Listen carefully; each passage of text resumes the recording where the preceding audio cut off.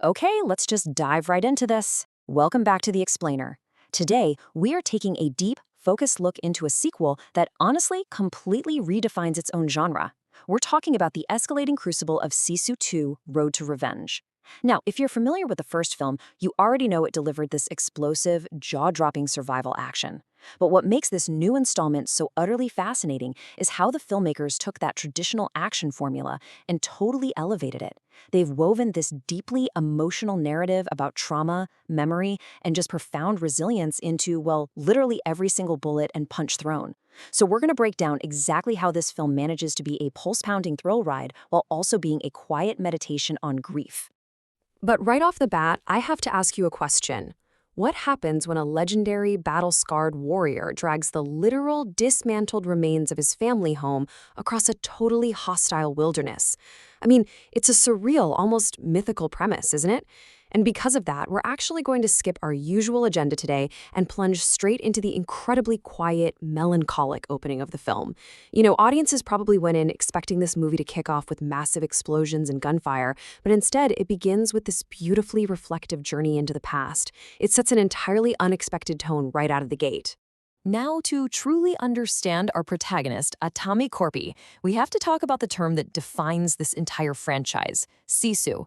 It's a Finnish concept, and it describes this extraordinary determination and absolutely unbroken mental resilience in the face of impossible, overwhelming adversity. This right here is the thematic core of our explainer today.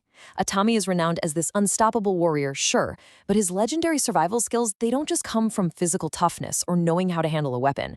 They rely entirely on this deep, psychological endurance. It's about a mind that just flat out refuses to accept defeat, even when the physical body is completely broken. And we actually see this psychological weight immediately in the film's opening sequence. Atami reaches the ruined, weathered remains of his old home. Then he starts dismantling the wood, piece by agonizing piece. Finally, he physically shoulders this burden. I want you to really imagine the slow, deliberate pacing of this scene. The silence is just profound. He isn't just, gathering construction materials for a cart or something. Every single plank of wood he dismantles is a fragment of his past. By making him physically carry the house, the filmmakers take this abstract emotional burden and turn it into a literal, physical weight that he has to carry with him. Which brings us to this really beautiful realization. His legendary resilience originates from love rather than hatred. And wow, the performance by Jorma Tommila here is just an absolute masterclass in restraint. I mean, the guy has almost zero dialogue, yet through these tiny, small gestures and subtle looks, he communicates absolute oceans of grief. Atami isn't traveling through this super dangerous wilderness to find wealth, and at this point, he isn't even looking for revenge.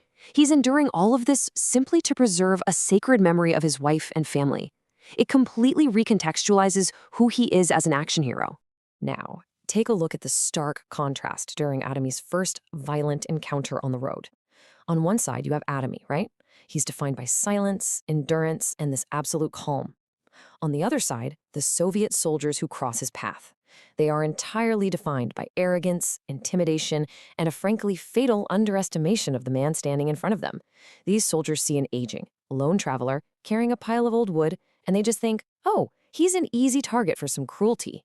But Atami's composed silence is his ultimate armor. He doesn't boast, he doesn't threaten, he just waits, because he knows exactly what he's capable of. And that brilliantly sets up what happens next. When the violence inevitably erupts, the film delivers a total masterclass in survival expertise and environmental resourcefulness. What really sets this apart from your standard action fare is the visual clarity.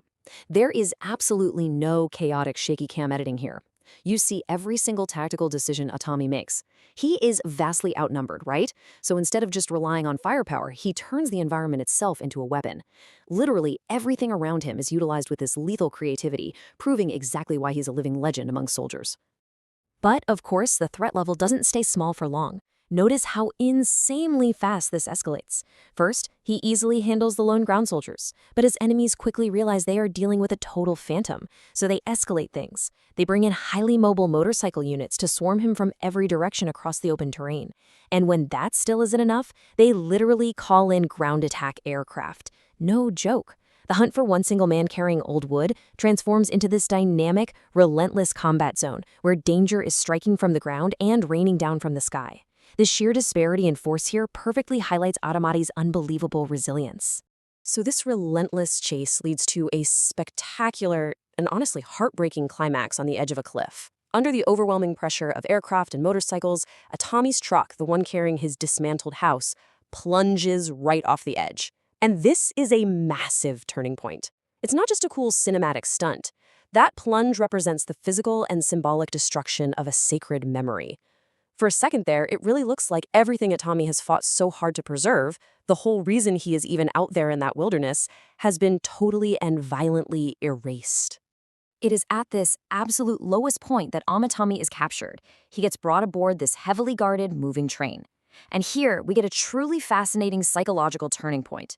We see a stark contrast against the primary antagonist, Igor Dragunov. Dragunov operates purely on cruelty, control, and the abuse of power. He wrongly believes that, if you inflict enough physical torture, you'll eventually achieve dominance and break a man's spirit. But he fundamentally misunderstands Tommy's Sisu. Tommy's endurance, his loyalty, and perseverance mean his spirit remains completely unbroken, no matter what they do to his physical body. And then comes the massive narrative shift. During this brutal interrogation, Dragunov gets arrogant and reveals a secret. He was the one directly responsible for the murder of Tommy's family years ago. Suddenly, this haunting tragedy finally gains a face and a name. In a single moment, the film just brilliantly pivots. This is no longer just a story about a man trying to survive a journey and preserve a memory. Dragunov's confession transforms Tommy's grief into a deeply personal, hyper-focused, and highly targeted quest for revenge. The atmosphere in the movie immediately shifts. So how does Tommy respond? Fast and incredibly brutally. First, he reclaims his hidden survival knife, which is a huge symbol that he's taking control right back. Next, he uses the train's confined, narrow corridors to his absolute advantage. There's nowhere to run, which forces this incredibly intense close-quarters combat. Finally, he just completely shatters Dragunov's illusion of control. Tommy transforms from this captive prey into a terrifying figure of fear. Actually, scratch that. The whole perspective practically flips into a horror movie. The heavily armed guards suddenly realize they're trapped in a metal tube with a monster they simply cannot stop. Which really begs a dramatic question. What happens when you push an unstoppable force to the absolute edge of grief? The answer is absolute devastation. Up until this point in the story, Tommy was mostly just enduring the attacks of others, right? He was just trying to protect his cargo. But with the truth finally revealed and the physical memories of his family destroyed, he isn't just enduring anymore. He is actively hunting. And Dragunov is sitting right at the end of that train. This all culminates in the ultimate ideological clash atop a runaway train. The final battle is raw, it's desperate, and it's so incredibly brutal. Tommy is physically battered, he's covered in wounds, and he's entirely exhausted from literally everything he has endured over the past few days. But his willpower? It's limitless. Dragunov, whose confidence completely crumbles the second his power and control are stripped away, is just no match for that level of sheer resilience. And in this brilliant showcase of Tommy's improvisational genius, he actually utilizes a live missile to gain the upper hand. It brings a definitive explosive end to the man who ruined his life. But what I love most about how this film handles its climax is actually what comes after. The aftermath is all about finding closure and accountability, rather than just celebration. This is exactly why this evolution in action cinema is so deeply satisfying to watch. There's no triumphant fist-pumping here. Dragunov's death doesn't magically bring Tommy's family back, nor does it erase decades of trauma. But it does provide a profound sense of emotional resolution. For the first time, Tommy has stopped running from the past. He's confronted it directly, and held the architect of his suffering accountable. As we wrap up, I want to leave you with this provocative thought to ponder. Can vengeance ever truly restore what was lost, or does it merely lighten the burden of carrying it? Sisu 2, Road to Revenge brilliantly suggests the latter. Tommy started this journey dragging the literal heavy wooden planks of his past. By the end, through a crucible of fire, blood, and extraordinary finish Sisu, he doesn't get his house back. But that crushing internal burden, it's finally lightened. It's an incredibly powerful way to structure an action film, and I really hope this explainer gives you a much deeper appreciation for the meticulous storytelling woven into every single frame of this movie. Let that question sit with you, and keep exploring the incredible depths of cinema. Hello, welcome to Hollywood movie story, guys. So please subscribe and support for me more. And hey YouTube, this my activities is short, small, and creativity. So guys, full watching my Hollywood movie story, and thank you for.